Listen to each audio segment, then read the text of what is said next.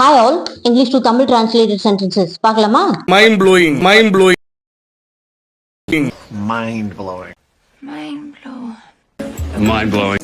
Mind blowing. Mind blowing. Mind blowing. Mind blowing. இதுக்கு என்ன அர்த்தம் அப்படின்னா ஒரு விஷயமோ ஒரு செயலோ உங்களை ரொம்ப கவர்ந்து இழுத்துருச்சு, ரொம்ப பிரமிப்பா இருந்துச்சு அப்படிங்கிற இடத்துல மைண்ட் ப்ளோயிங் அப்படிங்கிற இந்த ஃப்ரேஸை நீங்க யூஸ் பண்ணலாம். சொல்றதா இருந்தா பிரமிப்பாய் அப்படின்னு சொல்ற இடங்கள்ல மைண்ட் ப்ளோயிங் அப்படிங்கிற ஃப்ரேஸை யூஸ் பண்ணலாம். இதை வச்சு எக்ஸாம்பிள் சென்டென்சஸ் பார்க்கலாமா? அது வார்த்தையில சொல்றதுக்கு ரொம்ப கஷ்டம், ஆனா மொத்தத்துல அது பிரமிப்பா இருந்துச்சு. அத வார்த்தையில சொல்றதுக்கு ரொம்ப கஷ்டம், ஆனா மொத்தத்துல அது பிரமிப்பா இருந்துச்சு அப்படிங்கறத எப்படி இங்கிலீஷ்ல சொல்லலாம் அப்படின்னா, it is hard to say in words, but overall it was mind blowing.